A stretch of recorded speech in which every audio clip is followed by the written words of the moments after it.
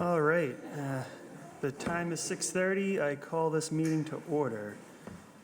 First items on the agenda are meeting minutes for April 5th, 2023, May 24th, 2023, and June 7th, 2023. Is there any discussion from the commission for any of those? Not hearing anything. Could I have a motion to approve those minutes? I'll make that motion. Do I have a second? Second. All those in favor? Aye. Chair votes aye as well. Next item on the agenda is agenda item A, enforcement order, Bethany McGoldrick, 19 Pond Street, Assessors Map 31, Lot 8. All right, so could you introduce yourself for the record? Sure. My name is Bethany McGoldrick. And you have an update for us, I take it? Yes, The floor is yours.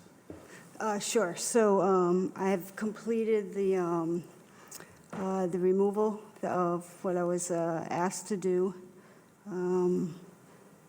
We did have a site visit, I think it was about a month ago. I'm not sure about time. Had a site visit, and there was a small amount of extension, extended area, and that's been resolved also. That's been removed. And, yeah. All right.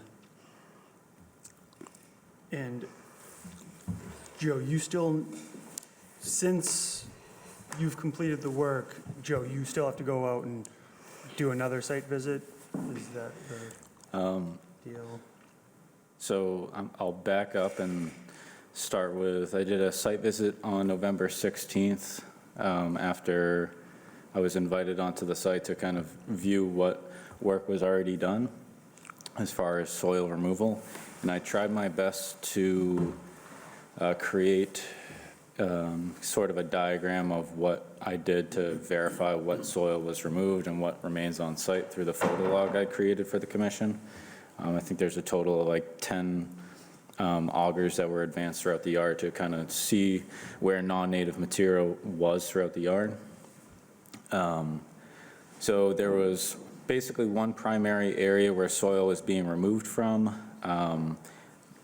If you recall from the initial enforcement, there was, I think, anywhere between 4 to 8 inches of non-native material added to the backyard.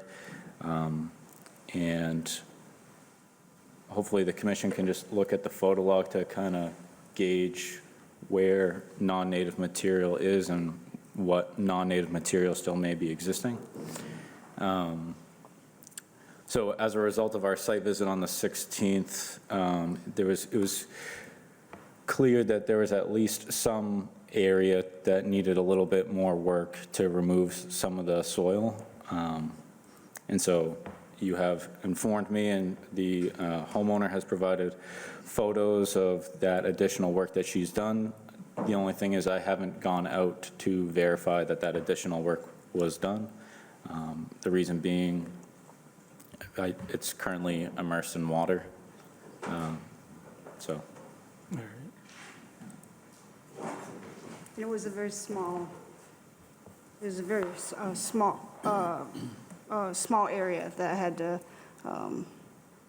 continue to complete, to make a completion. So,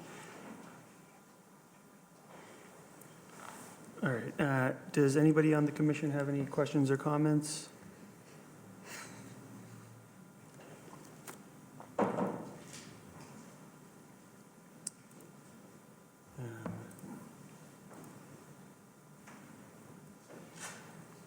So Joe, your recommendation, you want to go one more site visit, or?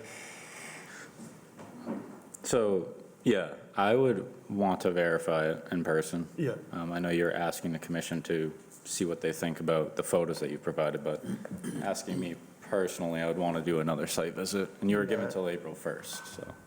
yeah, I really wanted to resolve this evening, to be honest with you. I really want to close the case. I feel like the photos that I have provided, I did up close. I did far away. It was a very small area. Joe said that I could even come in front of the commission without even completing that to see if it's acceptable for you. I went beyond that and did complete that area, those areas. So as a homeowner, I'm hoping to close this case.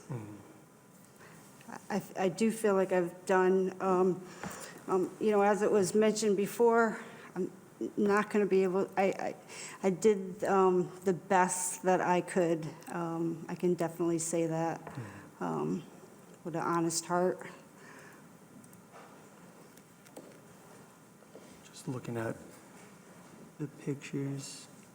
So it's still currently under, or parts of it are underwater? Well, there's a large, it's going to be underwater, probably the remainder of a long time. Right now, yes, it's underwater. The extended area that I did, yes, is underwater.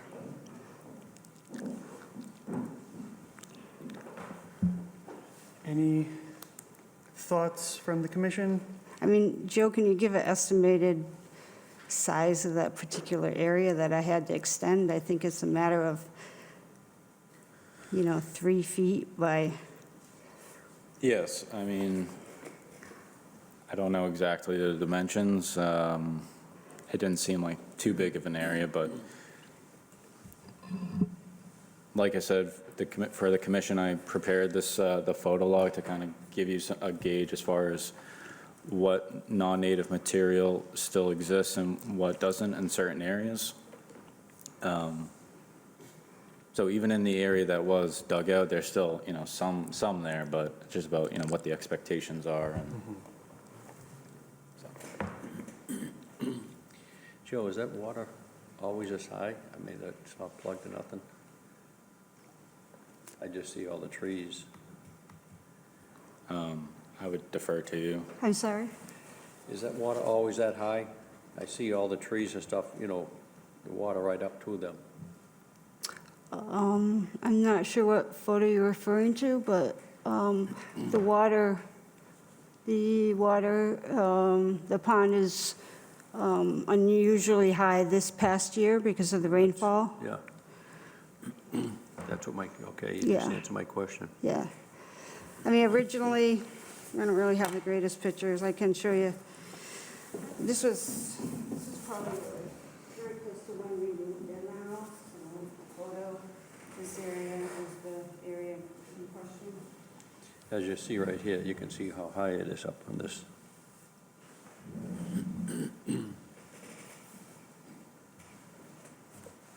Yeah, that's not the area in question whatsoever. That's not the area at all. Well, I'm That's just saying the wetlands. water is Yes. quite high. Extremely high, Okay. yeah. Unfortunately, with what I've done is going to make that even more wet. But, yeah. Which photos were you referring to? Previous photos of the area, just like here. I showed Joe several areas, but that's the area of the- So Joe, just to be straight, you went on site and you think there's more soil that has to be removed? And you would like to do another site visit? When I was on site, there was a area that needed more digging as far as just like mass removal. Yep. So, yeah, I would want to Okay. check on that. Just, So, yeah. I don't think there's a particular rush to do it, considering you had till April 1st. I'm on board with that. Is there any particular reason why you don't want to wait until April? Or, I mean, this is a bit of a stressful matter for me to continue with this.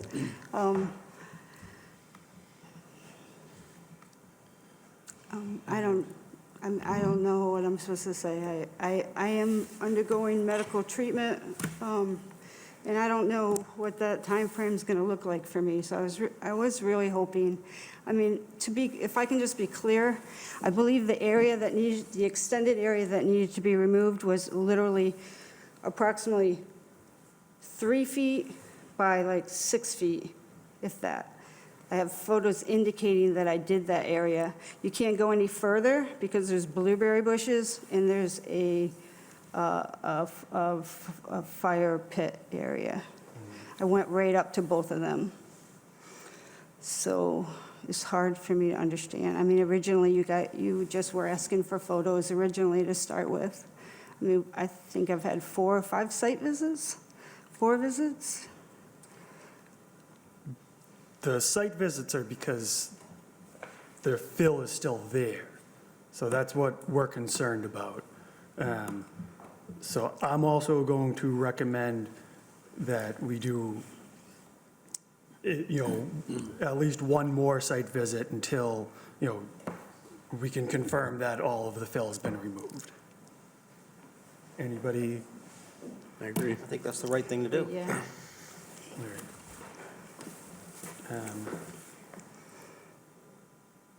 So I guess we'll continue this discussion. Thank you. Thank you. I get your pictures. Oh, yeah.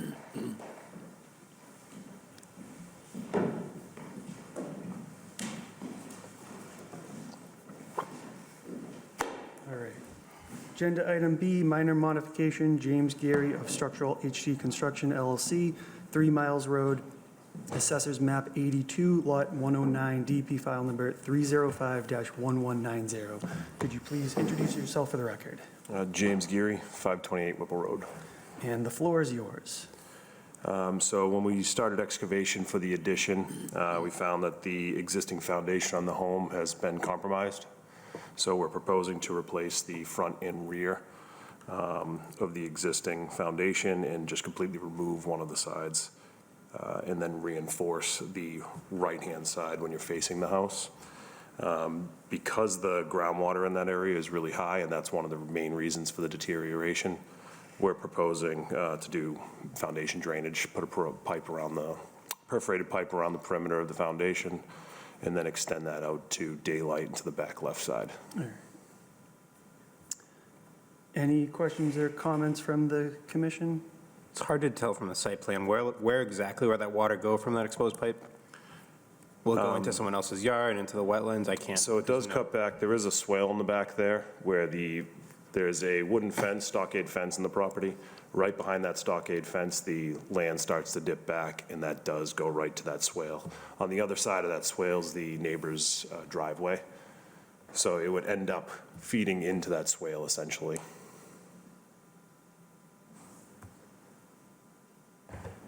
Do you know if that swale ever gets full of water or overflows? I guess, will this cause any impact to the neighbor?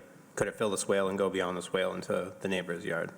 I haven't personally walked the swale, so I'm not sure. The property owner hasn't said that his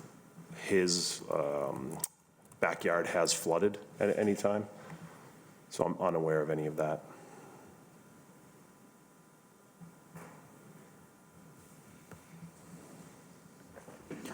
So sorry, could you just elaborate again on the purpose of the drainage pipe that's supposed to just drain groundwater away from the foundation? Is that correct? Yeah, that's the intent. Okay.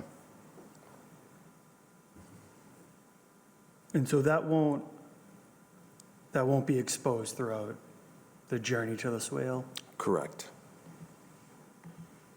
Yeah, that'll be buried. It's going to start out probably about 2 feet, 2 to 3 feet down on the perimeter of the house. And then we're going to fill crushed stone all around the perimeter of the home to relieve the hydraulic pressure, essentially. So yeah, so for the commission, I mean, the pipe is, so everything, so the 25-foot no disturb zone in this property is all maintained as, current lawn. And that 25-foot no disturb zone is emanating from this swale. And that's where the pipe is going to be located as well. So it's whether the commission is okay with that. Yeah, I think I agree. It's concerning how close it is to the other There driveway. condition we can put in that if there's a neighborly dispute, that the homeowner of 3 miles has to take care of the issue or some way, shape, or form. I've just seen this happen in the past where they try to put in a drain to relieve their own home's issues, and now it causes issues with the neighbor's homes or the roadway or something like that. So if this doesn't work, pretty much they could cap the line and have to deal with the drain water or something, because there's no way to relieve the foundation now, right? Or any of the groundwater issues at the property? No, there isn't. The only, I mean, even if we did something like a dry well or things like that, the groundwater is up so high, it's not going Yeah. to really relieve any of that, I just, unfortunately. yeah. Is there any way, Joe, do you know, to put in a condition that if this doesn't work for neighbors or anything like that, that there's some way that the homeowner can be held responsible for rectifying the groundwater issue caused by this drain pipe? I would say with the original discussion we had on this property, it was a condition that we had to, that obviously he was going to maintain the swale, just so you know. Yeah, So, okay. So if that's, as long as that's in there too, or something along those lines. If they maintain the swale, it shouldn't be a real issue, but I don't want that to fall back on the town either, to maintain the swale. My only concern is how does the neighbor or the applicant prove that any flooding is directly caused by that? If they maintain the swale, it shouldn't be an issue. So as long as that's a condition, if that's something that was talked about before and is still a condition, then that's fine. By me, that's fine. All right, Just verifying in the order that that's a condition. Can I ask, what does that swale look like? Because you can't see it from this house, as the fence is there. it's all overgrowth, Yeah. so vegetation and everything in that area, yeah. Is there like a drainage pipe or anything in there, or? what kind of- I don't believe so. So I've been out there when the notice of intent was originally filed. So it's a really small swale. It's probably from here to the other side of the table. And there is a pipe that connects from that swale to the actual wetland. The swale is still considered a wetland, just on technicality, but yeah. Thanks, Joe. So the swale does go into does push water to the wetlands? Yeah. it goes underneath their driveway, the neighbor's driveways? Or Yeah, is so it- there's a pipe that goes, so in the rear, yeah, so there's a driveway right Right, there, and that yeah. pipe goes underneath the driveway. So Alright. the swale, it would go from the swale, there's a pipe, goes underneath the driveway into the wetland across. So as it. long as that pipe is not obstructed, to your Maintained, point, yeah. we're not building a swimming pool there. Right. And that also, I mean, Is that part of the original conditions? Yeah, so the, part of the original conditions is the portions of the swale as indicated on the approved site plans located within the 3 miles road property shall be maintained by the homeowner. So it's just a portion of the swale within its property. all right. So what does maintain mean? Do you mean keep that pipe open? Functional, right? Is that what maintain means? Make sure that pipe isn't blocked? Is that what it means? Or what does it That's mean? what I would assume, but I'm not sure the legalese surrounding it. Do we know what, is there a certain definition for maintained that we have to abide by? And not that I'm aware of. I think that when we originally were discussing that, it was in reference to like a sump pump pipe near the swale. And so I think that was encapsulated in that condition of maintaining the swale. But, I mean, we could make sure, you could use the word functional. yeah, Yeah, That's plug and play there, and a pipe needs to be unobstructed to be functional. I'm sure the homeowner he'll be the first to know he's got water. Oh, on yeah, the side. absolutely. and, well, the thing is, if you change, you can't, under this, you wouldn't be able to change any of the wording in the order. Because this is just a minor modification, not, Understood. yeah, amended, yeah.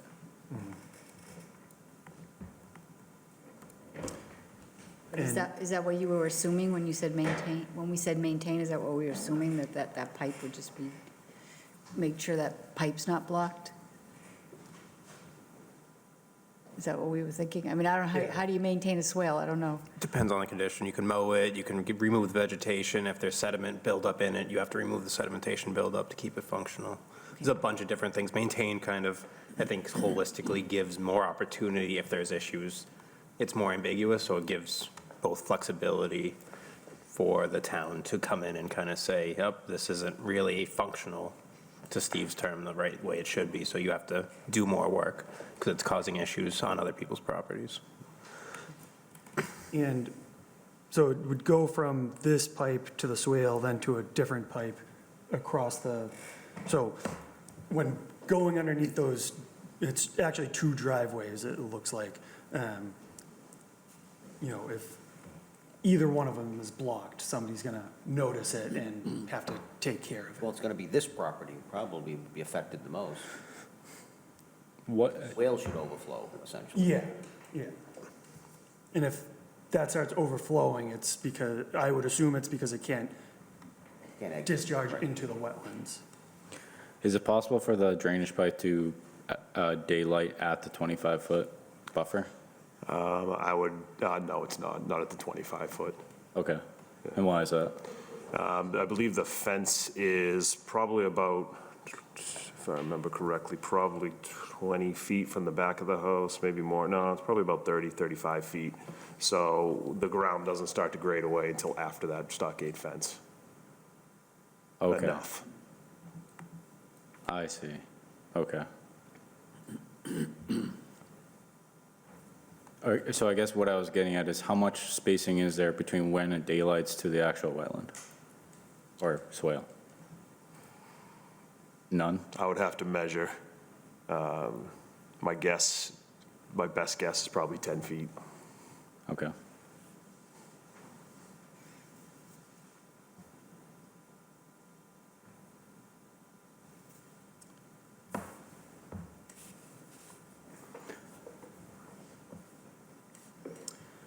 All right, so what are we recommending? I'm good with it, with that condition in the initial order. Going to say, Joe, do you want to try to push that back as far away from the swale as possible? Is that the kind of ultimate goal? Yeah, as far away as possible, just so it has enough, like, filtration as possible. Like, was the plan, once it outlets, to put like some energy dissipators, or do you anticipate high flow through that? Probably, the way the water is in that area. Okay. Yeah, the intent was to do some rocks, stuff like that in that area, and fabrics and stuff, so. There's no alternative to a pipe? If it's gonna be consistent high flow, I guess that makes me more concerned.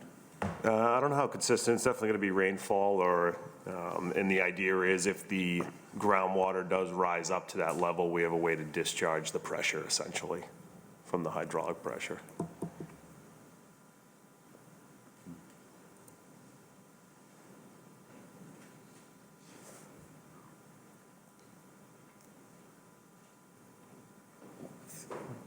The tough part in the back of the house, the groundwater after excavation from the addition rose up. It's about, it leveled out at about 32, 36 inches from grade. And so the foundation isn't even down to frost right now. So we're protecting that in a different way, obviously, from frost, but. Because we're not going to keep digging down to go below, but. Okay. Joe, would you be fine doing a site visit to determine the actual spot where that pipe daylights and make that a condition of the minor modification? To meet with the contractor on site to determine where the daylighting of the pipe will be? Yeah.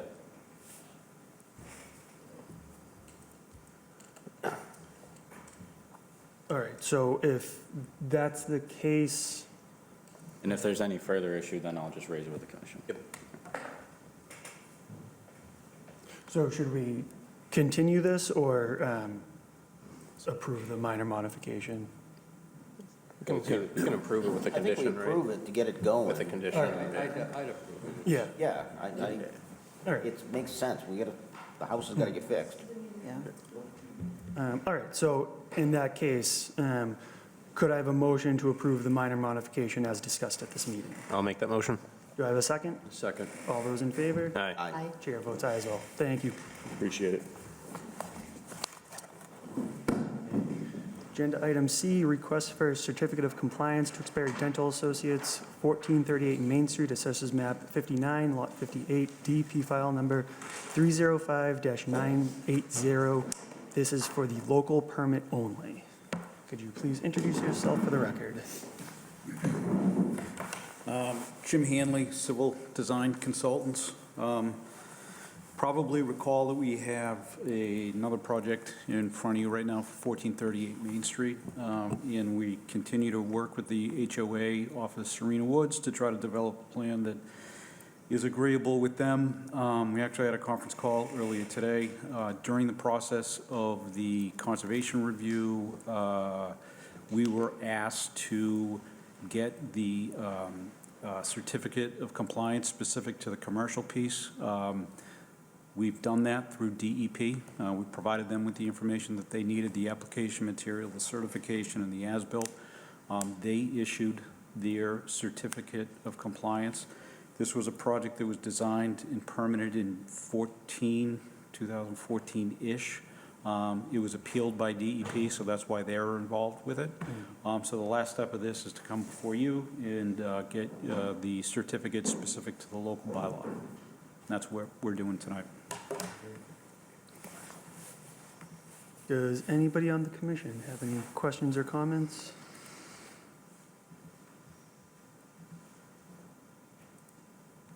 Joe, do you have any comments? Not really. I would reiterate exactly what Mr. Hanley said.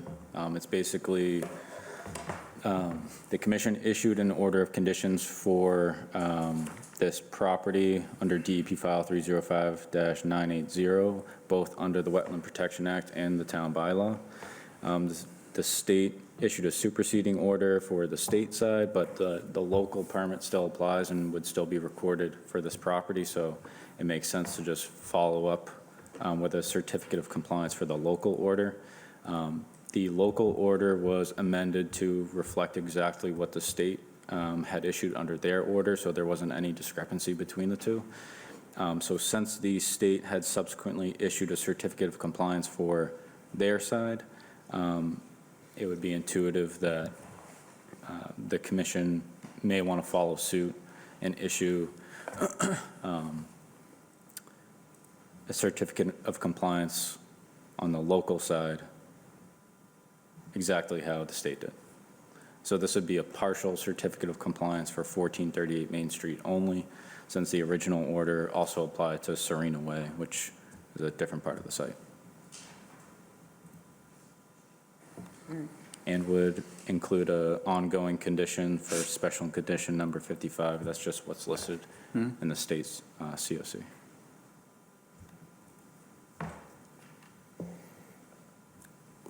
Sounds good to me. If there's no further discussion from the commission, I'll ask for a motion to approve the certificate of compliance. Partial certificate. Partial certificate of compliance. I'll make that motion. Yeah, is there a second? Second. All those in favor? Aye. Chair votes aye as well. Thank you very much.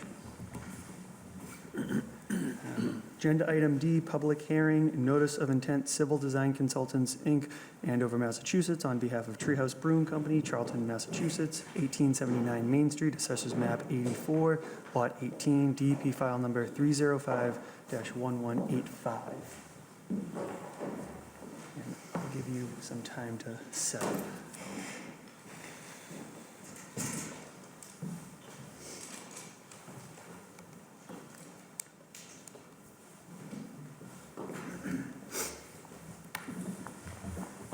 Jim Hanley, Civil Design Consultants.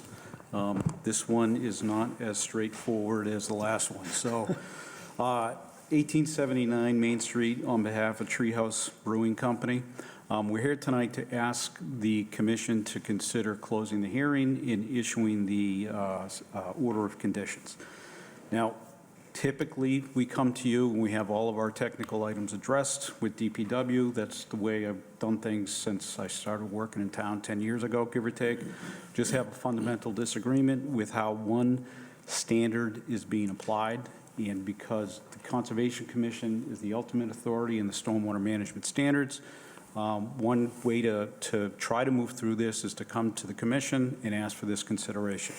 So because this is so unique, this is still maybe our 5th hearing, I believe, but I'm just going to give kind of a recap here so that you guys have a sense for what we've done in an attempt to address the comments that we've received.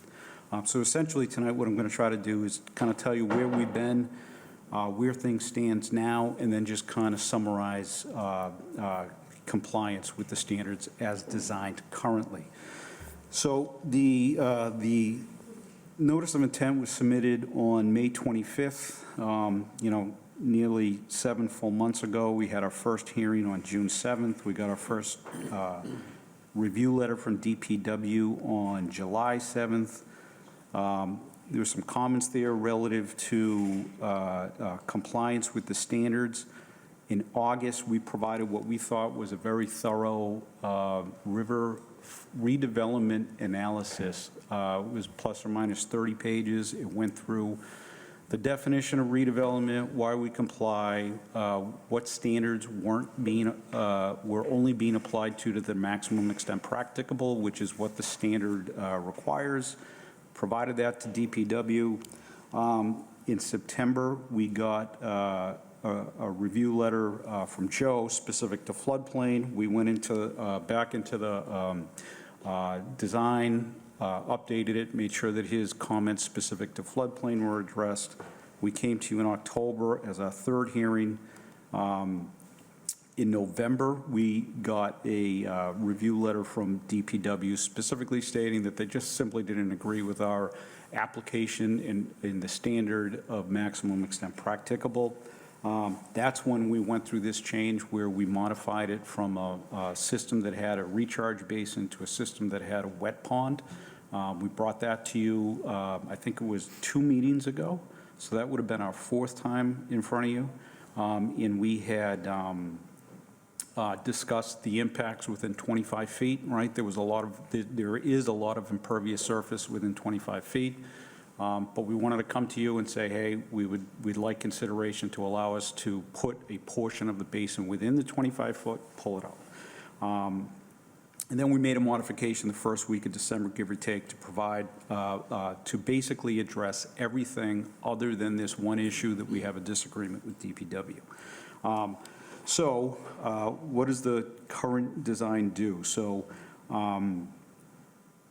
this currently, where we stand right now, we believe we comply with new construction standards for each of the standards, each of the stormwater management standards. But we're still a redevelopment project, and I think that's really important for everybody to keep in mind here. So to be a redevelopment project, you have to have 2 things. You have to have a reduction in impervious surface, and if you've reviewed the application, we know that we've reduced impervious surface by approximately 15,000 square feet, or 20% of pre-development conditions. And you also have to have an improvement above and beyond that, right? So we do have improvements, and I'm just going to kind of walk through those with you now. First of all, it's a vacant site. It's been vacant for the better part of 2 decades. It doesn't comply with any standard. You have pavement nearly up to the wetland flags themselves. What we're doing is we're providing a reduction in peak discharge, right? That's standard 2. We're providing a reduction in stormwater volume and therefore an increase in recharge. That's standard 3. We've also provided the wet pond to address current water quality design considerations, so it completely meets standard 4 as well. Additional improvements include inside of the, this is a riverfront project because it abuts the Heath Brook. So because of that, it's afforded a 200-foot riverfront area. So one thing we did when we first approached this was, well, what is a real improvement, right? Because we could make the case, we could pull it back 5 feet and call it an improvement, and we could have come to you initially way back in May trying to make that case. We said, no, what we're going to try to do is take all of the pavement outside of the the inner 100-foot, so it's called the 100-foot inner riparian zone. We've removed all impervious surface, all existing impervious surface, completely revegetated the inner 100-foot area closest to Heath Brook. Currently, there's 15,290 square feet of impervious surface in that area. All of that is coming out. It will be revegetated. We worked with Joe to develop a planting plan to kind of try to beef it up as much as we could, and that's one thing that we've committed to.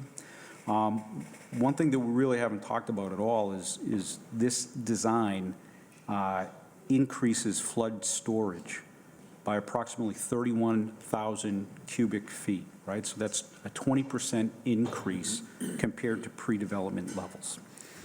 So where do we stand right now? We've been trying to work through these remaining technical comments with DPW for the last 7 months. We're asking you guys to consider closing the hearing and issuing the order of conditions. We simply disagree with DPW, and that can happen. We believe that they disregarded the allowances provided specific to redevelopment projects. We've proven this is a redevelopment project. We believe what they're asking us to do is to provide improvements to the maximum extent possible, not the maximum extent practicable. And that's a huge difference, because the ultimate maximum extent possible is no development, and that doesn't do any good for anybody. The current design, there's no disagreement between ourselves and DPW on 9 of the 10 stormwater standards. The only disagreement is specific to standard 3 in recharge. We've provided drainage calculations that indicate that we have a reduction in stormwater volume produced by the site in the post-development conditions. That reduction in stormwater volumes is specifically the increase in recharge, right? So if you look at standard 3, and I hope you all have, and I'm sure you all have, standard 3 in volume 1 of the stormwater standards, it says very clearly, the intent of this standard is to ensure that the infiltration volume of precipitation into the ground under post-development conditions is at least as much as the infiltration volume under pre-development conditions. And then they go on to say that you can achieve this through low-impact techniques and this and that.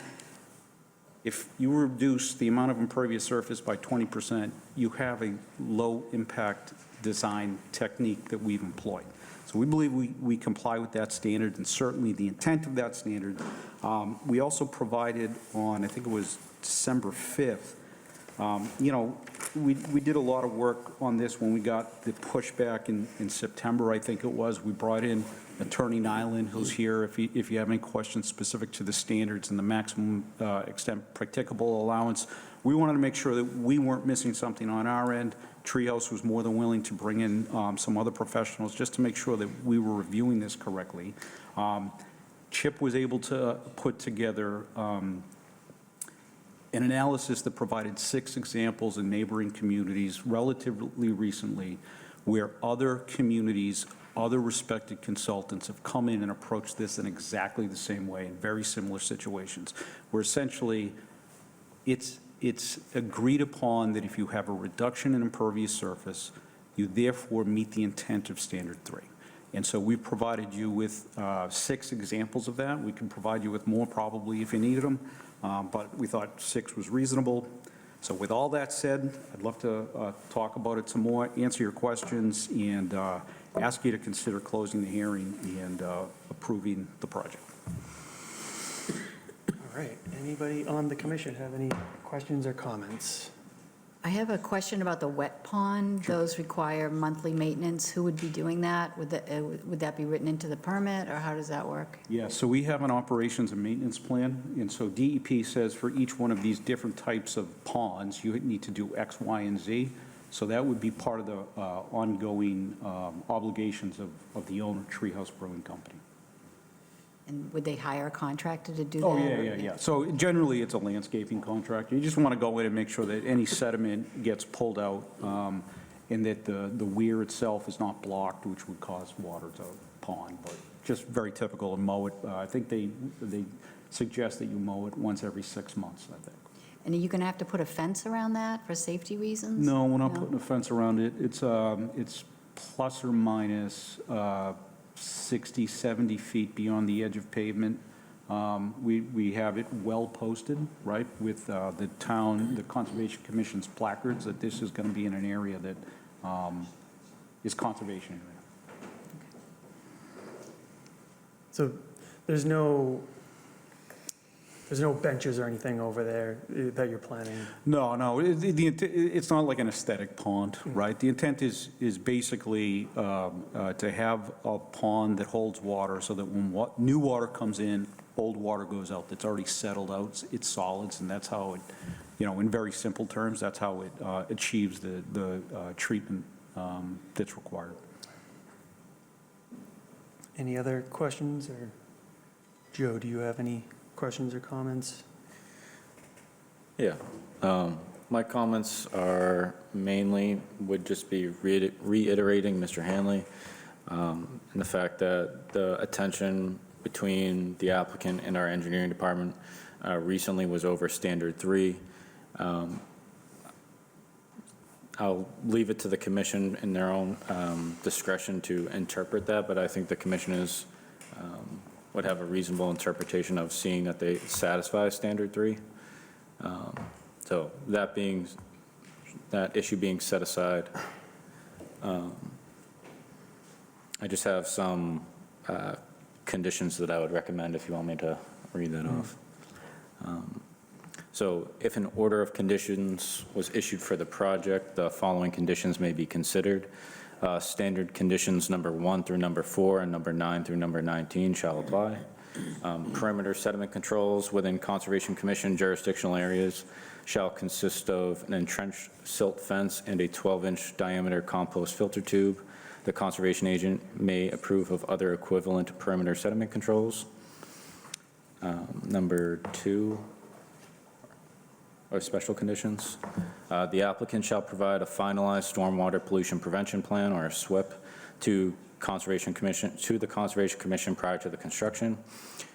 Number 3, copies of all reporting required under the SWIP shall also be provided to the Conservation Commission, in addition to any reporting mentioned in other conditions herein. Number 4, conservation signage shall be provided as per the plan approved herein. The design of the signage shall be obtained from the Conservation Commission, so we just have a specific design to use. Number 5, following construction completion, and this is something that we've talked about, but this might make more sense after I read it off. So following construction completion, land approximately located between Heath Brook and the location of the conservation area posts as shown on the approved plans for the 1879 Main Street parcel shall remain as natural vegetated space. This condition shall not prohibit maintenance of the wet basin as shown on the approved plans and in accordance with the long-term operations and maintenance program. So the purpose of that condition is to the space between Heath Brook and the conservation signs, which is on the rear side of a sewer easement, which is just east of the wet basin, just supposed to be maintained, or not maintained, but just left as natural vegetated space in perpetuity. That's, I think, makes sense since the conservation signs are right there saying basically any land beyond this is conservation land. Which I think is good because that's, a decent amount of the riverfront area and at least, 50 to 75 feet away from the wetlands themselves. Then the last condition is the long-term operation and maintenance program included within the approved drainage report shall be abided by. Sediment removal from the sediment forebay and wet pond will require pre-construction review by the Conservation Commission, at least through an RDA. So I just recommended part of the long-term operation and maintenance program, which was included in their drainage report, says that every, I think, 5 or somewhere in there, 3 to 5 years, you basically remove whatever sediment is in the basin. So just making sure that there's construction best management practices there, I would recommend the commission just review that before that happens, just so no sediment is being dumped in an area that's meant to be perpetually maintained as natural vegetated space. But that is it. for me. All right. One question, does Heathbrook have any impairments? Do you know? Not that I'm aware of, no.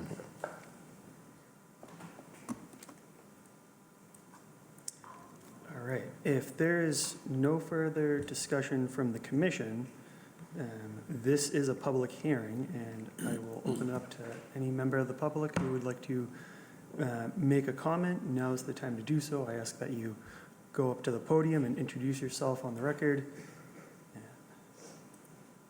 Give anybody a second. Not seeing anybody, could I have a motion to close the public hearing? You'll make that motion? Do I have a second? Second. All those in favor? Aye. Aye. Chair votes aye as well. All right, and guess this is the time. Is there a motion to approve the notice of intent as discussed at this meeting? I'll make that motion. Is there a second? Second. All those in favor? Aye. Aye. Chair votes aye as well. Are there any nays? So just to chime in, due to Mullen Rule, Linda is not Oh, supposed to vote. Not voting, All can't right. vote. understood. All right. Thank you very much. Thank you very Really much. appreciate it. Thank you.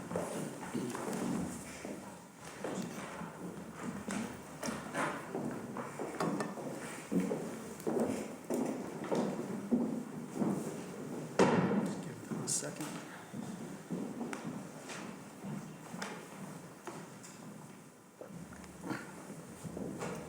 All right, these next two agenda items are continued to the January 10th meeting. So could I have a motion to continue public hearing, notice of intent, Civil Design Consultants, Inc., on behalf of Dr. Nitish Nahata, 1438 Main Street, Assessors Map 59, Lot 58, DEP file number 305-1187, to the January 10th meeting. I'll make that motion. Do I have a second? Second. All those in favor? Aye. Aye. Chair votes aye as well. And do I have a motion to continue public hearing, notice of intent, Civil Design Consultants, Inc., on behalf of L&G Main Street LLC, 1167, 1177, and 1187 Main Street, Assessors Map 61, Lots 1, 105, and 107 respectively, DEP file number 305-1192, to the January 10th, 2024 meeting. I'll make that motion. Do I have a second? Second. All those in favor? Aye. Aye. Chair votes aye as well. And I hope I said January 10th, 2024 meeting and not 1 year in the past for the other one. The intent is there. All right.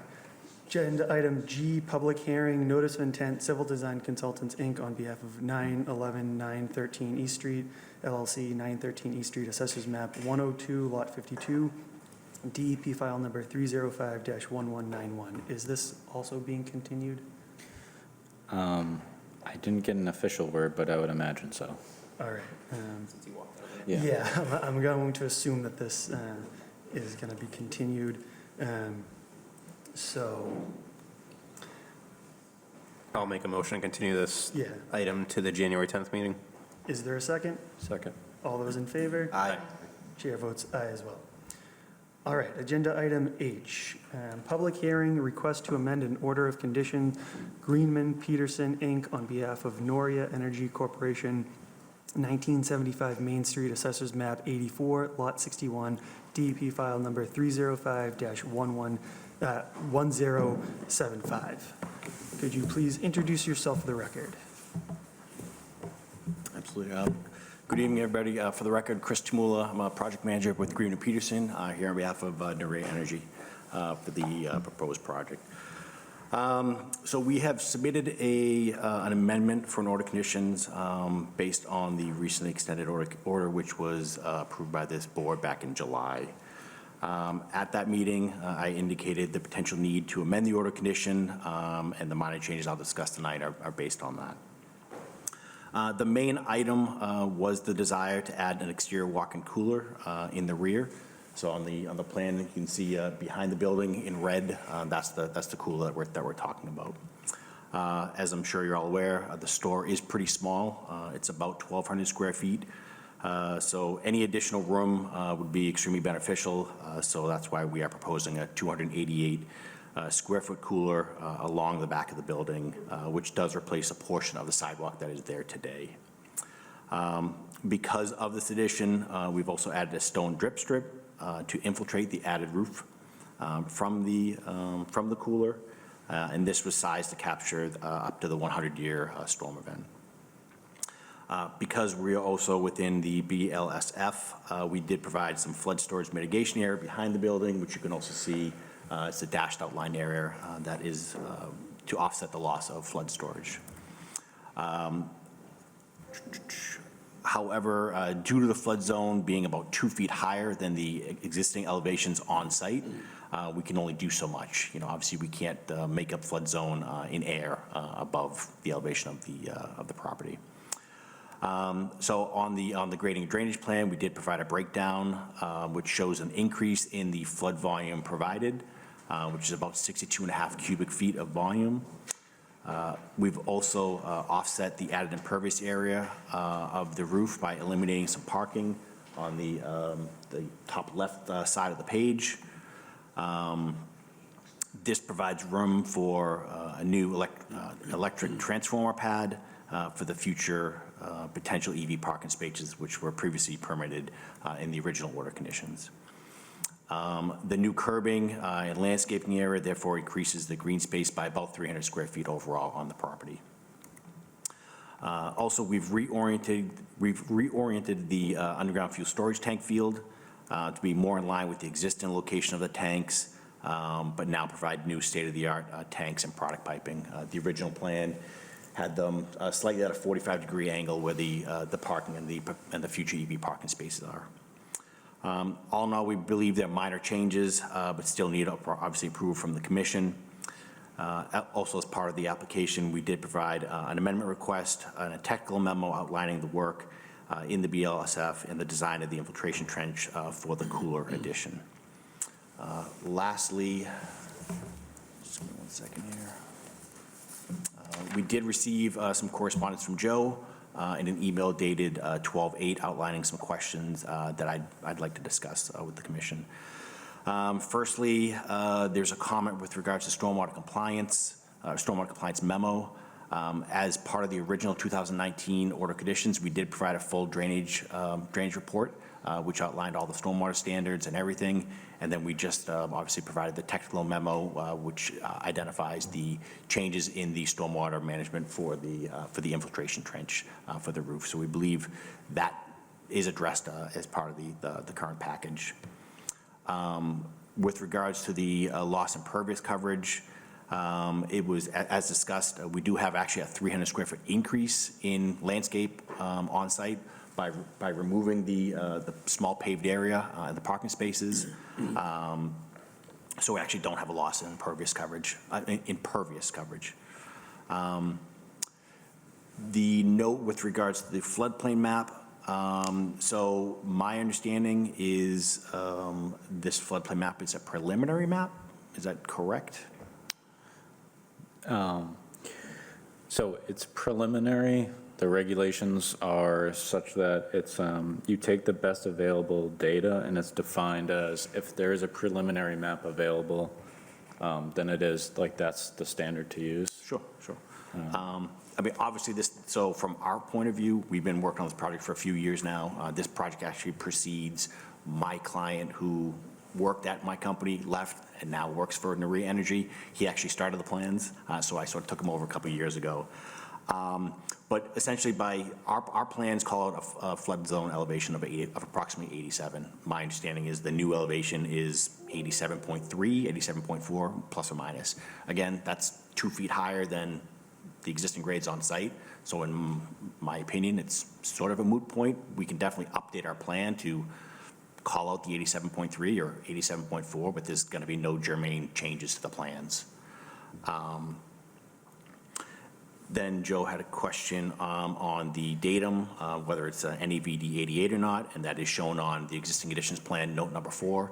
It is NAVD 88, so that does, I believe that addresses that question. Lastly is the comment with regards to the compensatory flood storage. So I'd like to obviously discuss this because my read, based on 310 CMR, is that the commission is the issuing authority, and if you determine that the work to be de minimis and we've met this, then we've met the standards. We believe we have met the standards. We believe the work is de minimis with regards to the cooler addition and the fact that we are providing flood storage to the ability that we can based on the flood elevations. I would like to note that the cooler itself has approximately 52 feet of perimeter. So the back of the wall is 36 feet. The two sides are 8 feet each. That's a total of 52 feet. If the walls are 8 inches thick, which based on my discussion with my client, that's what they would be, and the elevation from the existing grade to the flood zone elevation of 87.4, it's about 2.5 feet. That equates to about 57 cubic feet of lost storage volume for the thickness of the walls. We're providing, although not at that same elevation, in our flood storage basin, we're providing 62 cubic feet of storage with the area that we have the ability to provide any storage. So we feel that we've tried to engineer this as best possible. We obviously can't provide flood storage elevation in air above the elevation of our site. So we feel we've met the standard. I'd be happy to answer any questions the board has, and hopefully we can kind of close this out as best possible. All right. Any questions or comments from the commission? I'm good. I'll open it up to Joe. Do you have any questions or comments? Yeah, so thank you for providing that information and providing some clarity on some of the questions that I had. Sure.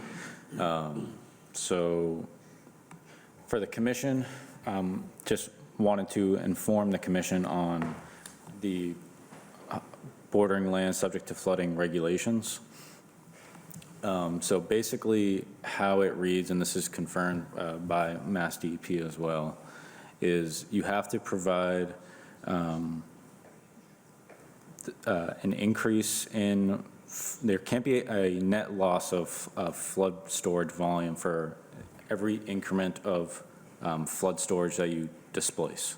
So in this table that's shown, there's a comment section in the meeting materials that shows a flood storage summary table, or it's also on the site plan as well. But basically, even if the floodplain elevation is at 87 feet, there is some loss in flood storage volume from 85 to 86 and 86 to 87. So again, the way the regulations read and confirmed to be interpreted are, you can't have a net loss at each increment. You can only have a net gain. The only way to circumvent that is, as the applicant pointed out, is whether the commission considers that net loss of flood storage volume to be a de minimis amount. So that's really what's in question for me. That's kind of the main question for the commission to consider. So as shown in the table, there's a loss of 4.8 cubic yards from the interval of 85 to 86. And then there's a loss of 10.6 cubic yards from 86 feet to 87 feet on site. So I guess just for an example, the conversion from cubic yards to cubic feet, so 15.6 cubic yards equals 420 cubic feet, if that's more digestible to understand. But that's really the main question, is whether the commission finds that as a de minimis amount. The alternative is, if the commission doesn't find that as a de minimis amount, the project can outright just wouldn't comply with the performance standards, or there would need to be some alternative where, usually it would be put on piers or something like that, but I'm not sure if that's a feasible solution. Yeah, and so just so everyone's aware, in a normal circumstance, assume you're at an elevation 100 and your flood zone is at elevation 95. As Joe indicated, from 95 to 100, you need to provide every foot. You need to make sure that if you have any loss of flood storage, you need to replicate it and have no less. You need to have more flood storage in another area of the development. Obviously, like I said earlier, our elevation is here, our flood zone is 2 feet above. There's nothing we can do to make up that delta. So that's why we try to make it up in the lower elevations. Based on a discussion with my client, he's not aware of any history of the site flooding up to 2 feet. So I understand it's a standard, but is it really a realistic standard, so to speak? You know, I mean, it is what it is. There's nothing we can do about it. From a perspective of putting the cooler on stilts, it obviously doesn't work from my client's perspective.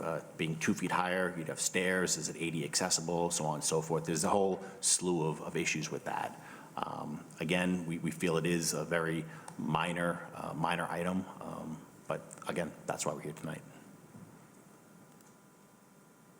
So this is a cooler that would be accessible from inside the store? It would be, Like people reach in and get a thing of milk or It would whatever? be an exterior cooler, so there would be a door on the outside, so there's an existing sidewalk along the side of the building, so you'd go around the back and access it that Well, way. this It's purely, this isn't public it access. is not public access, it's purely for Okay. the staff. So it's storage, and then they Correct. bring it into the store and That's sell it? correct. Again, it's only a 1,200 square foot store. Most convenience stores nowadays are, I mean, some of them are getting really big, but, you know, you're anywhere from 4,500 to 6,000 square feet. So this is obviously dictated by the existing conditions, a small store, they're just trying to provide some additional storage.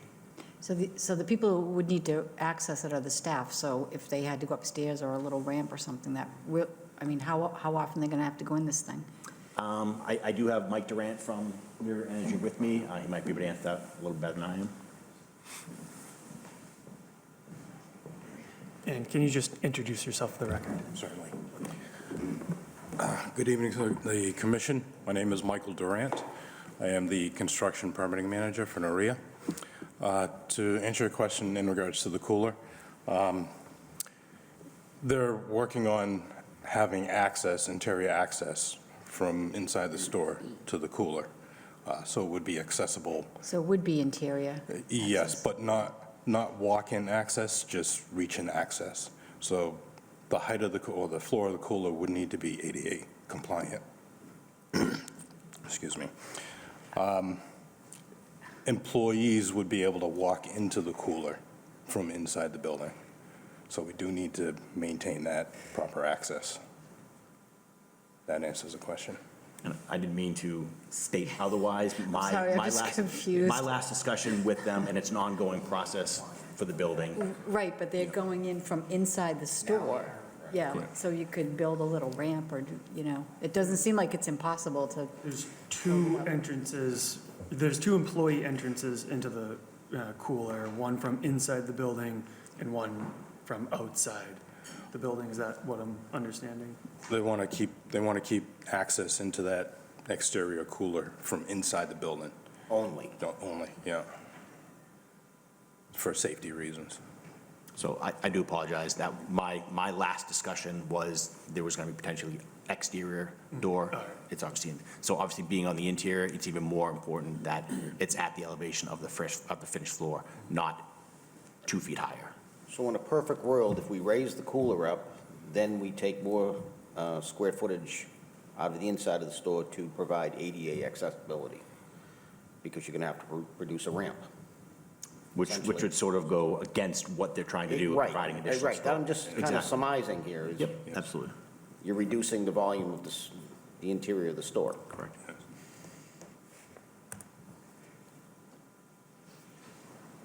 So again, this would be, if like the commission, if they think this is a de minimis amount, they would basically be recognizing that it's still in the floodplain, but it's just not enough to amount to anything significant as far as displacing flood waters elsewhere. Well, just from my interpretation, the whole building's in the floodplain, Correct. right? I mean, everything there. Yeah, I mean, you could say that for every site that proposes something. and- Right, but I'm just, you know, I'm erring on the, you know, how finite do we want to make this? Yeah, and that's the discretion. What is it, H by what?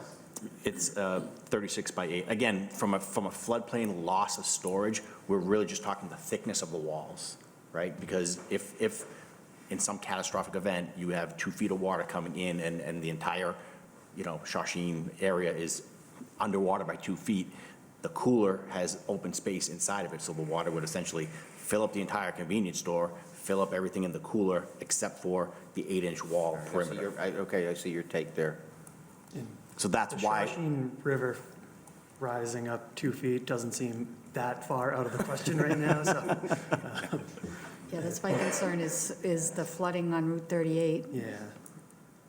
But again, based on discussion with my client, they're not aware of any history of there being 2 feet of water in the building at that flood zone elevation. Yeah, I mean, right now, it has a history of flooding in the bottom right corner Yep. of the lot. Yep. And Based on the original order of conditions that was approved by the commission, that's why we were trying to provide some stormwater improvements back then, which are still part of this package. So we still have catch basins, we still have the underground stormwater system that will hopefully alleviate any of those types of concerns in the event they happen.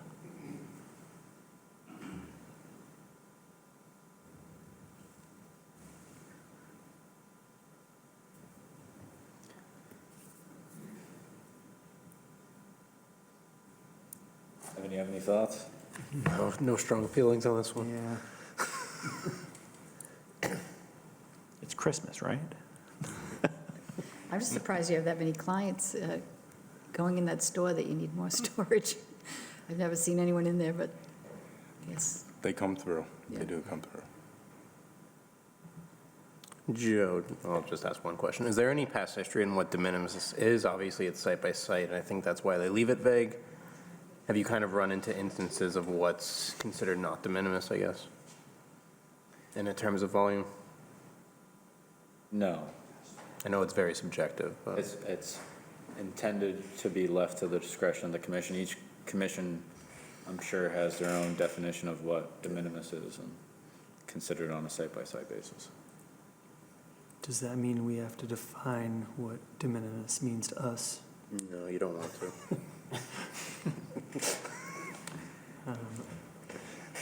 Yeah, I wouldn't do that right now. Yeah, I mean, I agree with you, Evan, that I don't have any strong opinions about this. It seems like an awful lot to consider it de minimis, but I don't know if there's a good alternative to that. And it's overall, I think, a pretty big improvement to the site. I don't know how everybody else feels. Yeah, I don't feel strongly either way, so whatever you guys think.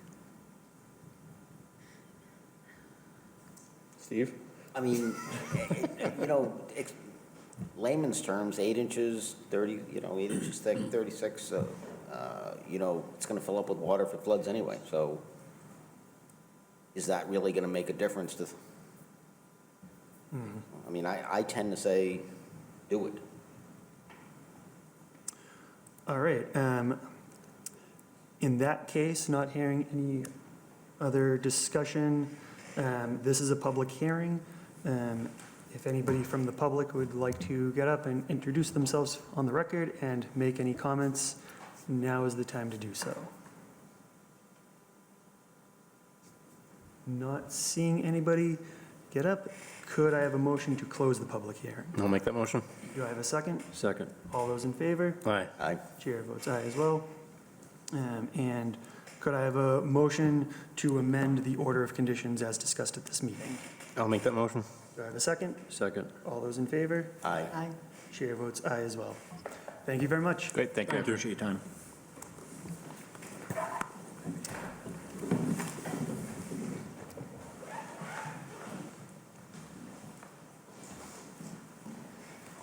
Just take a short recess.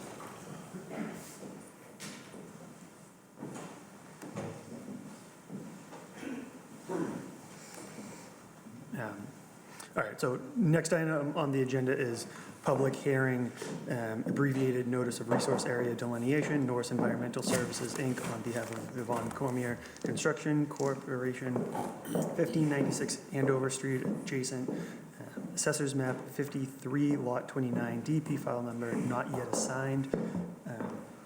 Ask you that you introduce yourself for the record, but let's hold off on discussing anything until the Sure. full commission is here. Maureen Herold, Norse Environmental Services. Thank you. I just have colored plans. I'll pass these out.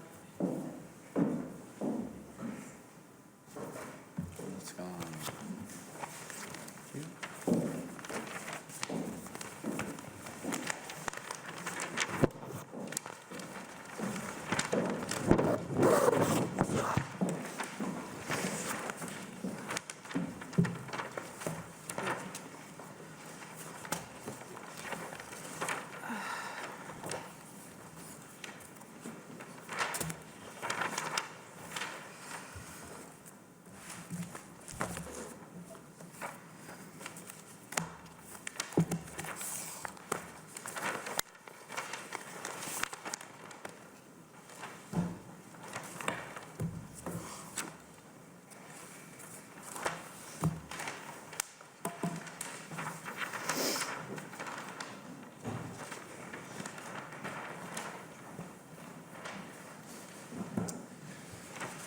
All right, the floor is yours. Thank you. So we filed a request for an abbreviated notice of resource area delineation on this parcel. This parcel is 11.67 acres of land. It's located on the corner of Andover Street and Highland Drive. A portion of the lot is presently cleared. We also have a retaining wall located on the property. This lot itself has had past order of conditions that have been closed out. The resource areas shown as the A, C, and D series, these are all bordering vegetated wetlands. They should be colored in green on your plan. I also have another series that is shown as a B series, and that is the bank of Meadowbrook. So Meadowbrook is shown on the most current USGS topographic map as a perennial stream. I provided it in the ANRAD filing documentation from 2017 of photographs of the stream dry for 4 days during a non-drought period. I provided documentation of the hydraulic conditions from 2017, as well as the stream stats, and affidavit stating that the stream itself was dry during a non-drought period. Something to note is that this was in front of the commission in 2000. There was an ANRAD filing for this property, and the commission determined that the stream was intermittent at that time. A subsequent order of conditions was issued to clear the lot. The development itself involved constructing a commercial-like building, which is similar to the other buildings in this area. As you can see, that building is not shown on the plan, but a retaining wall was constructed, the lot was cleared. There's some underground drainage on the lot as well. So 2 past orders have been issued by the commission determining the stream as intermittent. Real quickly, I ran stream stats. Stream stats calculated the watershed size of 0.47 square miles. This is beneath the threshold for a stream to be considered perennial. It has a 0.003 cubic feet per second at the 99% flow duration rate. Again, that's beneath the threshold. We don't have any significant stratified drift or sand and gravel in this area. Again, the stream is beneath the threshold to be considered perennial. And lastly, I provided the photographs of the stream dry for 4 consecutive days in 2017. So I'm here tonight to essentially get the wetland boundary confirmed, to get the perennial stream declared intermittent, answer any questions, and provide any follow-up information if that's required. And I can open it up to the commission with any questions. All right. Any questions or comments from the commission members? So we asked this question of someone at our last meeting, and they couldn't answer it, but what is the difference between, for you, in this project, between intermittent and perennial? If it's still perennial, how does that change your project? Well, I haven't seen the future designs for the site. Obviously, future designs will be coming in. I'm just in charge of the wetland delineation, so I don't know what that would change. Obviously, if the stream is determined to be perennial, you have an associated 200-foot riverfront area. DEP discourages work within the inner riparian zone, and then you're limited to 10% of disturbance within the riverfront or 5,000 square feet, whichever is more. So there's obviously, it's more restrictive if there's a riverfront area. But I haven't seen any final designs. This is the first step in the process. Thank you. Joe, do you have any questions or comments? I was just going to provide further context. So, yeah, the intent, we haven't had an ANRAD in a while, so just worthwhile saying this. So the ANRAD is just to confirm the wetland resource area delineations and whether how it's depicted on the plan is accurate. So we would just be confirming the various different wetland resource areas on site. And so what I was going to say, not to steal anyone's time to speak, but I've gone out to the site. It's a big enough site and kind of difficult to navigate enough that I would recommend getting a third-party consultant involved for the commission so that a third-party consultant can review the wetland delineation and confirm that. So the commission historically does that for larger sites like this. I also want to go back to one of my previous comments on the thing is photos that are 7, 8, 9, 10 years old just don't work for me for the stream photos. Yeah, so that'll be part of, that's still part of this application is determining whether it's intermittent or perennial. And similar to applications that we've recently had, we've gone through this exercise of understanding what is required per the regulation, and it involves those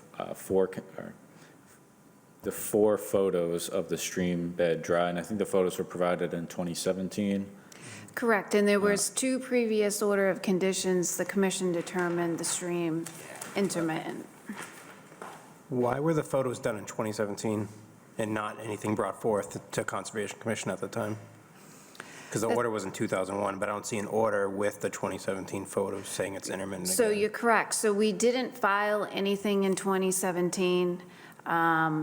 I know we did provide the documentation.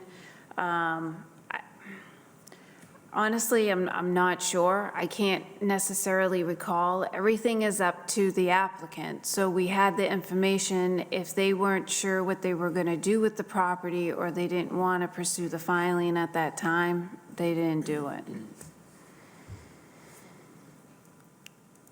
So to reiterate, I would recommend at least getting a third-party I agree with consultant you. to. But also in the caveat of this whole intermittent perennial, didn't it say there is a caveat built in for us to say, look, we got to do this in real time? It gave us some, there was this. Oh, yeah, okay, so the how the regulation is written is that the commission shall find that if the applicant presents those 4 photos during a non-drought period, blah, blah, blah, if they do have that, the commission shall find that that stream is intermittent. So the caveat was that I basically consulted with DEP to check that that was correct, because in theory, you could have those 4 photos from 1996 and apply it going forward in perpetuity, which obviously doesn't seem intuitive. So the caveat is that the commission still has their discretion, according to DEP, to take into consideration the date in which those photos were taken in determining whether it's intermittent or perennial. So that's a caveat. But that's exactly what we Yeah. discussed last time, was it was a shall, but there is a, lack of a better term, a get-out-of-jail-free card here that says we can want those photos within 2 years in our purvey, you know? Yeah. And be reasonable, because the climate has changed. Sure. Yep. Yeah. Completely agree. I just also want to point out that this area, I'm like not as concerned about flooding happening over here based on the surrounding area. At the same time, like if we just let this go through without worrying about the stream, what happens when the surrounding area is eventually, you know, are we putting them at a disadvantage if we're not doing it properly this time around? But as it stands right now, it's right next to power lines and, Oh, I'm familiar with the area. I just think, you know, we need to set our own standards. yeah. That's what we're here for. Yep. And so the last thing I wanted to mention is it's up to the commission, so it's up to the commission on when this should be reviewed. So for example, if we tried to coordinate a site visit with Norse and a third-party consultant, it'd probably be mid-January or beginning of January, like after the holidays. So then there's that whole discussion that we previously had of reviewing wetland delineations in the winter. So it's up to you guys on, I mean, yeah, right now it wouldn't be too big of a deal, but, you know, next month it could be covered in 2 feet of snow, so.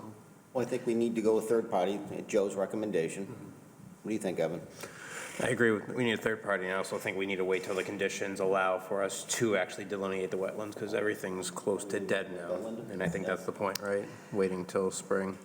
Well, I'm going to request the commission that we review the wetland, you know, as long as the conditions work. So right now, the conditions work. There's no snow on the ground. Once you get about a half a foot of snow, it becomes difficult. If that happens, obviously, I'll request to continue till the conditions are right. But I'd prefer, as long as there's no snow, I would prefer us to move the process along if possible. Joe, in your opinion, can you delineate wetlands as well now with the conditions, with all the vegetation dead, as in the spring or the summer? obviously when there's vegetation, you have that third parameter to consider doing a wetland delineation. You can still do it during the wetland because you can still rely off of, you can still ID shrubs, trees, and plants in the wintertime. It's just more difficult. So it's still possible. It's more ideal to do it in the spring or summer. But I guess the third party could also have their own opinion on that as well. If you wanted to just get it going, coordinate for the third party. Yeah, and see what they say. absolutely. I mean, if the third party feels comfortable, I'd like to move forward. If they don't feel comfortable, I'll have to wait. Those are the breaks, but I'd like to get the process moving if possible. And then maybe continue the hearing into January, or at least provide an update to the commission. It might be I continue it to April 1st, so. And you don't have a file number at this time? I think, yes, we do. 3051194, no comments There. from DEP. All right, so the next meeting is January 10th. Is it possible to set up a wetland review in that amount of time? So I'd say no with the holidays, with Christmas and New Year. So what if we push it to the last hearing in January and see where we're at? All right, I'm comfortable. Does that work for the commission? Yeah, so that'd be January 24th, 2024.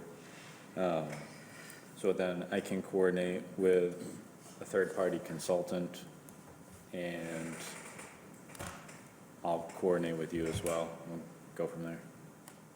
Excellent. Sounds good. Right. This is a public hearing. I'm going to open it up to the public, but I'm not going to close the public hearing because this entire ANRAD is being continued to the January meetings. But if anybody right now wants to make a comment, now is the time to do so. Not seeing anybody, could I have a motion to continue this abbreviated notice of resource area delineation to the January 24th, 2024 meeting? I'll make that motion. Do I have a second? Second. All those in favor? Aye. Chair votes aye as well. Great, you very thank much. you.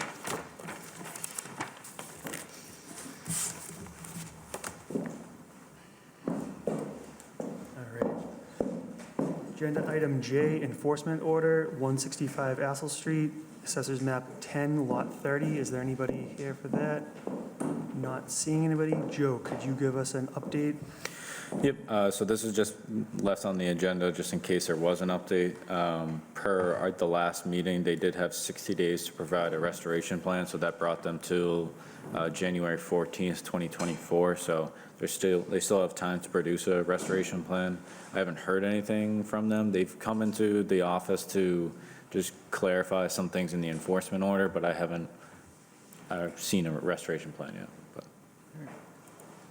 And, yeah, so they could submit it after the January 10th commission meeting and they'd still be within the 60-day notice, so would hear it after that.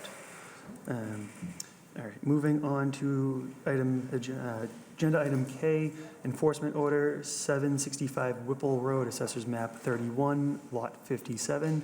Is there anybody here for that? Not seeing anybody. Joe, could you provide an update?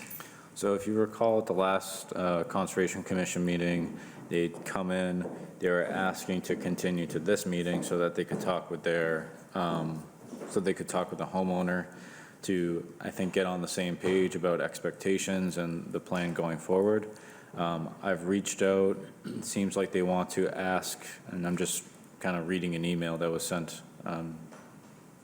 later this afternoon, just requesting to the next meeting so that they can have time to get a plan and stuff. All right, any discussion from the commission? We'll wait to hear from them, right? Yeah. Yeah. Agenda item L, tree cutting discussion, 740 North Street, Assessors Map 51, Lot 3. And we have heard from at least one of the, I don't want to call them applicants, but one of the homeowners sent a letter. Joe, do you have any questions or comments about this one? Not really, just providing the commission the letter that I was provided from 50 Germano Drive. Again, this issue was for 30, 40, and 50 Germano Drive. I've reached out to all of them. There's been, documentation of communication, and so far, I've gotten this is the response that we've gotten so far. Yeah, I mean, as the letter states, there's some information, about how this came about. I don't know if that's relevant to anything, but I think the most important part, based on the survey's stakes, I had 5 trees removed, 3 pines, 2 red oaks from town property, and I've spoken to a landscaper, and he has advised me to wait until the spring to replace these 5 trees within the town parcel. I don't think our information shows that it was only 5 trees. I don't want to get hung up on the exact number. Like if they're better trees, I'm fine with a smaller amount of, better trees than the exact number of, trees that aren't going to survive, I guess. And I agree that wait until the spring, a more appropriate time to plant. But it's not quite the restoration plan I was hoping for, so And I that's think- only from one of the affected parties. Yes, yeah. Aren't we at 60 days right now from when the letter was sent? I don't know exactly, but it seems at least, October 12th is the date Yeah. on the other letters, so, yeah. so what happens now? So, what I was going to mention, just because we have a lot of enforcement topics, so I'm working through correct ways of doing, like, issuing tickets, basically, so that there's like a monetary component to it. The thing is, there's appropriate ways of doing that. I don't think we can simply just arbitrarily issue tickets with an arbitrary amount of money. So there's a process in doing that, and I've been looking into that over the last week or so. So I'm hoping over the next few meetings that we can implement something that gives us more A reason for people to actually of an show up. incentive for people to show up. An and- incentive, Yeah, right. exactly. Yeah. All right. Next couple are emergency certifications. Agenda item M, emergency certification, Alyssa Jewell and Thomas Anino, 790 Whipple Road, Assessors Map 32, Lot 70. Joe, could you fill us in on the details? Yep, so this was an emergency certification issued for in response to a failed Title V relative to a failed septic system. So an emergency certification was issued by myself after the Health Department issued their own emergency order, and I would defer to the conditions in the document for the commission. That's it. Any questions or comments from the commission? Nope. Pretty straightforward. Could I have a motion to ratify the emergency certification? I'll make that motion. Do I have a second? Second. All those in favor? Aye. Aye. Chair votes aye as well. Agenda item N, emergency certification, De Palma Estates, HOA 80 Juniper Lane, Assessors Map 63, Lot 50. Joe, could you fill us in on the details? Yep, so this was an emergency certification issued for the removal of a few trees, approximately 2 to 3 trees. Basically, the trees posed a threat to human health and safety because they were overhanging onto someone's dwelling, so there was a threat that they would fall because there was evidence that there was dead, dying, or decaying. So an emergency certification was issued, and I would refer to the conditions in the emergency certification document for the commission. Based on the images, these do seem like not the healthiest trees, but I am not an arborist. Any discussion from commission members? If not, could I have a motion to ratify the emergency certification? I'll make that motion. Do I have a second? Second. All those in favor? Aye. Chair votes aye as well. Agenda item O, emergency certification, Joseph and Kimberly Griffin, 105 Wamasett Road, Assessors Map 98, Lot 40. Joe, could you fill us in on the details? Yep, so this was similar to agenda item M. So an emergency certification was issued in response to a failed Title V analysis for a septic system, for a failed septic system. So the Health Department issued their own emergency order. I followed up with the Concom's emergency certification, and I would refer to the conditions in this document for the commission. Any questions or comments from the commission? Seems pretty straightforward. Could I have a motion to ratify the emergency certification? I'll make that motion. Do I have a second? Second. All those in favor? Aye. Aye. Chair votes aye as well. All right, agenda item P, discussion tree buffer, 300 Ames Pond LLC, Tewksbury, Massachusetts, 300 Ames Pond, Assessors Map 60 Lot, Assessors Map 66, Lot 12D, P file number 305-1089. Before we begin, I just want to set some ground rules. I have a feeling that there's some people here to discuss this. I don't see the property owner here, and this is a discussion about tree buffers, so we have to keep on that topic, and I'm going to limit each discussion by about 5 minutes. And this is not a public hearing, but we can still talk about it, even though it's not the same exact. But like a public hearing, I will ask that you state your name and address for the record if you choose to talk. But we'll start with the commission first. Joe, do you have any details about this? This was added to this agenda just as an update. Didn't mean to bring you guys all out here, but, so this is from the last Concom meeting where there was an item to extend the order of conditions for 300 Ames Pond, DEP file number 305-1089. So that extension was granted at that time. At that time, there was a discussion about the tree buffer and, when that would be implemented. So per that conversation, I said that I would follow up with the property owner, which I did, just asking, what his approximate timeline is for installing that tree buffer. It seemed like that tree buffer would allow some relief as far as visually to some of the residents on Cardigan Road. So the answer that I got was just that it would be, they're holding off on the planting until the spring and summer, obviously because they're not going to plant in winter, so that makes sense. So that's really it. It's just providing that update to the commission as they plan on installing the tree buffer in the spring and summer.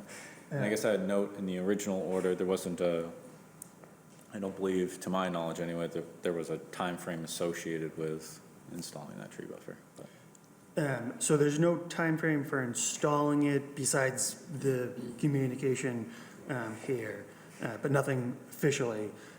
nothing binding is Yes. to my knowledge. Yeah.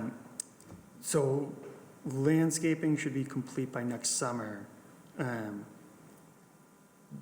I take that as the initial installation of the landscaping.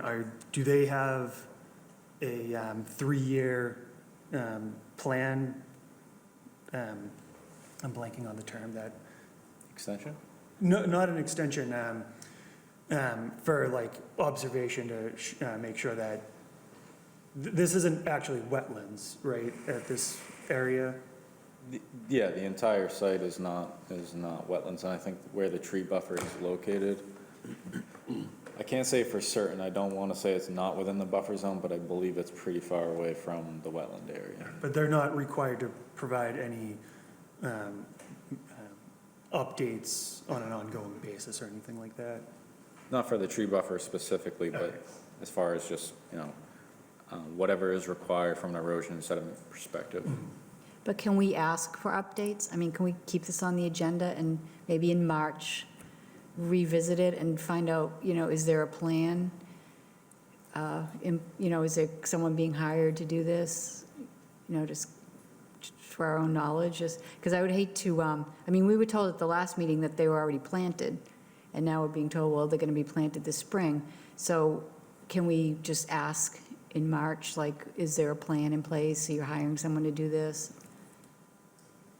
As far as keeping it on the agenda, I don't mind opening this discussion back up in March or something. I want to avoid having this Right, that's what listed on the I meant, agenda like, every single. is there some tickler that we can Yeah. say, okay.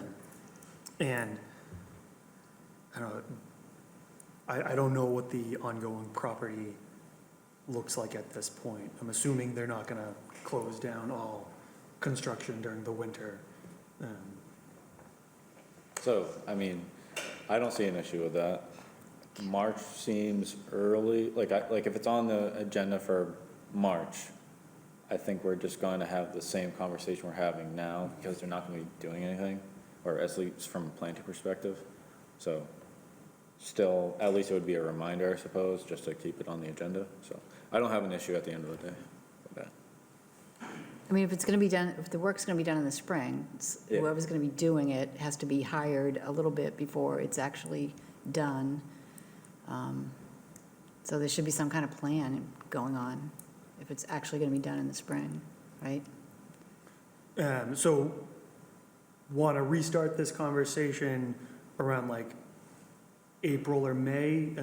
At that time, do you think that would give enough time that, a gentle reminder that if they haven't started anything, now is the time to do so, and also provide, still have a little bit more time to complete it? Yeah, I don't think there's a problem doing it earlier. If we wait till like April or May, now it's getting late, too late to plant. That's my fear, is it's going to be too late to plant, and these people are going to have to live with this dust bowl for yet another year, so. I don't have an issue with that. Anybody else? All right. So I don't know the March meetings off the top of my head, but we'll go Can- for want me the to look it first meeting in March. We'll Okay. definitely reopen this discussion. All right, if there's no further comments from the commission members, I will open it up to the public. Hopefully we, you trust us, I guess. I don't want to put words in your mouth, but if you have any questions or comments, now is the time to make them. Bob O'Brien, 110 Cardigan Road. I'll try to keep it short. My questions are more directed at the board, the Concom, rather than the developer or his representatives. In September of 2019, a binding agreement was signed by the applicant, the Concom. It included DEP documentation. It included documentation recorded with the Middlesex Registry of Deeds. And within, it all compiled into a land disturb permit. There's lots of provisions on that land disturb permit that haven't been filled or adhered to. And I'm not talking, the timelines are important to us as abutters and direct abutters, but there's a lot of issues up there, and a lot of responsibilities fall back on the Concom, and I don't know if it's been covered or fulfilled. Daily inspections are supposed to be done up there, number one. I got a whole list of them.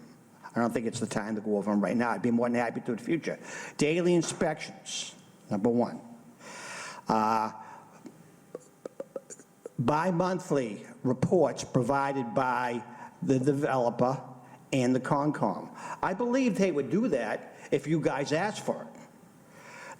There's broken silt fences up there. Silt fences are supposed to be inspected on a day-to-day basis. And if there's a broken silt fence, they're supposed to be reported to the Concom. Has the Concom received any reports of broken silt fences from the developer?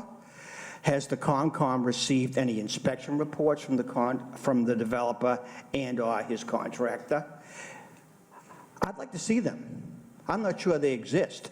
So you guys aren't doing your job, for lack of a better word. I know you guys are busy, but you're there to represent us. We don't know who to turn to. We appreciate your time tonight and last meeting, but we don't know who to return to. Those documents are going on 5 years old. We have issues with a 70-foot mountain behind our homes. Again, like I said before, much larger than if a building was allowed there than any building height would be.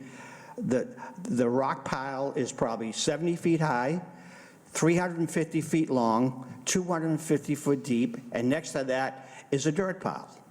And the original plans, the documents, was presented by Hanley's company, Civil Design Consultants, calls it temporary stockpiles. What is the definition of temporary? 5 years, 10 years, 3 weeks? It go on and on and on. We're asking you people for help in that. We're asking you folks for help. That rock pile is full of sand. Our backyards and houses are inundated with sand all last summer, and if it's allowed to stay there, it's going to continue. The dirt pile, which is also large, fortunately has been covered with vegetation, natural vegetation, but the rock pile hasn't been. And the provisions on the Tewksbury Order of Conditions that you guys prevent, there's 10 or 15 gaps on that Tewksbury Order of Conditions that haven't been maintained or fulfilled. I can dig them out if you'd like, send you an email, or whatever you want, but we're just looking for compliance. Whatever agreements are made in those documents, we're just looking for compliance and adherence. And a lot of that comes from you guys, this group right here. I don't know if any of you people were part of the Concom in 2019, don't know, but it's relevant today, and that's what we're looking for. We're looking for compliance. It would have been nice last meeting when it was brought up by us and say we're concerned about the time frame for the tree buffer and the site cleanup and the looming and things like that. And you guys said, right, it's only an extension of the original permit, so we have to go by whatever but couldn't someone on the ComGov suggested, well, why don't we do an amendment? Why don't we do an amended pushback on developer? Why can't we do an amendment application and include some of those timeframes in there? You know, we're not looking for something that's going to be done by May 18th, 2024. We just want some timeframes to plan our lives around. There's a lot of wind, a lot of dirt, and a lot of dust blowing in our neighborhoods, and we put up with it last year. We put up with blasting last year, which was not part of the special permit approved by the planning board at the same time. Went over this last time a little with you guys, was you guys approved the land disturb permit at the same time the planning board approved a special permit, i.e. also called the land disturb permit. You folks extended the land disturb permit, i.e. for COMCOM and wetlands provisions, but the special permit for the planning board expired on November 2nd of 2023. So don't know if that's good or bad, but if there's any requirements for the developer that requires planning board approval, they don't have planning board approval anymore. So there's a lot of issues. I don't know. We don't know where to look forward to. We're looking at you folks as allies to help us out. If we're not happy with something, you know, is there an escalation clause? There was a major silt fence disruption back in August because of all the rain. Yeah, we know there's a lot of flooding, but the creek between my house and my neighbors was 50 feet wide and was full of silt and sediment. And a representative of this board was brought out and it's flooding everywhere. And that's not the answer we want to hear. If we have an issue or an answer that we don't want to hear, who do we escalate it to? How do we escalate it? And those are our concerns. We're doing it to the planning board. We're going through appropriate channels. We're not afraid to raise the bar if we have to. And I'm just making you folks aware of that. So, but we don't know where to turn to. I got a bunch of issues. There's 3 different documents or 3 different sets of documents. There's the documents, the C1, C2, C3 documents provided by Hanley, which were all bundled in the WP5A form approved by you folks. There's also is an amendment with the Tewksbury Order of Conditions applied to that. And there's plenty of data on there that aren't being adhered to or watched. And they have to be, they should be. So I don't think we're able to answer all of your questions. No, I'm not, no, right we're just telling you, it's not gonna be solved all one night, and I understand that. But I want you folks to understand the situation we're in. And last meeting, we talked more about the tree buffer. We talked about the sediment, the sand, the looming, the uncovered final grade. And I was hoping that would have been presented to the owner rather than just tree buffer, because more than tree buffer was discussed on the meeting here last month. And you guys can review that, whatever you want, but we're just looking for help. We don't know who to turn to, where to turn, and we're protecting our property. There's 10 people here right now. the abutters and neighbors. There's another 15, 20 that are asking what's going on, and they'd be here, but it's kind of a tough period for Christmas, so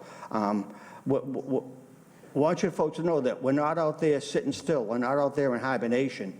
We're interested, and we're trying to protect our investment, we're trying to protect our asset, our homes. We've raised our families, and some of us still have young families, not me, but to continue to raise our families. We're just protecting literally our assets in our backyard. And I would think, being analogous, you know, if I was a developer and I had a contractor and I want this done, this done, this done, this done, this done, I would be asking questions when it's going to be done. You guys approved the contract for the land use permit, and this got to be, you said this got to be done, this got to be done, this got to be done, this got to be done, but no one's watching the store on it. And who do we turn to? That's all I have. I don't expect an answer right now, but I just want to make you, and I appreciate your time, appreciate the interest. I want you to make you aware of our plight. And we see more and more in town, which is good. There's a bit more concern of enforcement of building projects. Okay, they're supposed to do this, and you hear the planning board. Okay, we got to go out.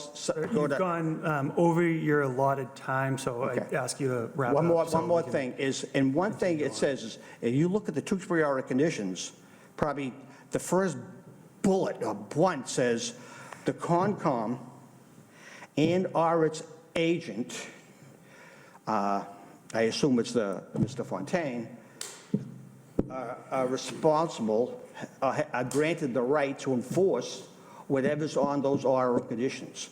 And what you want to know is, why aren't they happening? And if they aren't, when are they going to start happening? Thank you. Thank you. Appreciate your comments. I would just like to respond because I feel like there's multiple different references there. So one, for daily inspections, I think that's a fair point for things that are in the order for, you know, those reports to bring forward, so I can certainly ask about that. Secondly, you referenced a like site plan special permit, land disturbance permit. That's entirely within the planning board. I believe you're aware of that, so that's entirely a planning board issue. And then regarding the August storm, I was out there multiple different times seeing if there was any actual adverse impacts to wetland resource areas. I wouldn't minimize that effort to just chalking it up to, well, everyone, like there's flooding everywhere. I definitely had some concerted effort to determine if there was actually any adverse impacts, even coordinating with Mass DEP with another resident who had called me. Mass DEP would have a similar outlook or perspective on how that matter was handled, but you're welcome to consult with them if you want.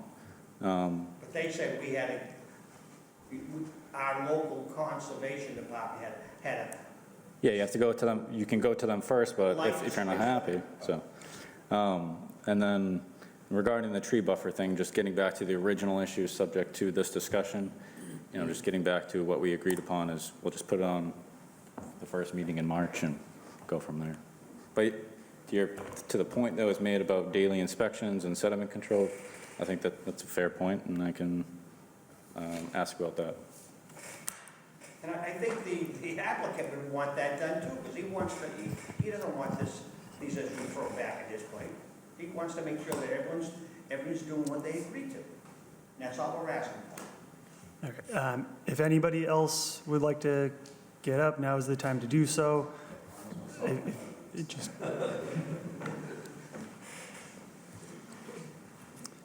Can you please state your name and address for the record? Ken Alley, 100 Cardigan Road. When the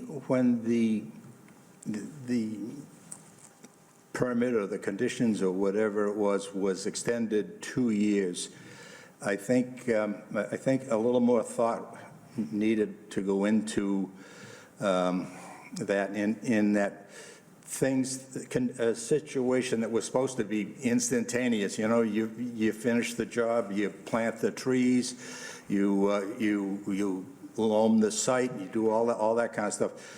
All of that now has a 2-year hole in it. And one of the things that I'm noticing is that while the original permit had a stormwater study that was done, somebody came in and explained to us how in the final analysis there was the runoff was not going to be any worse when the project was finished than it is now. Well, I can tell you, because that 50-foot brook runs right through my house. In addition to the storms of the century, other major, I won't say major, but other rainstorms, like the one that we just had, flooded my backyard. And my backyard gets flooded every time there's a substantial rainstorm. That never happened before. So somehow or other, there's a disconnect between, I don't know, what I guess I would have expected would have been a more detailed thinking through of just extending the permit by 2 years to, you know, exactly what are the consequences of that, and getting back to the developer and saying, you know, all right, you know, get your boys, have them come up here, have them sit down, have them tell us that, you know, that it's my imagination that my backyard is flooded all the time. And as far as the tree thing is concerned, it's an attempt mostly on our part to get a buffer as soon as possible so that we can live with the consequences of a 2-year extension. So that should kind of be something that you'd want to kind of push too when you talk to the developer. You know, get the trees in, let the trees grow for a couple of years. That's it. Thank you, appreciate your comments.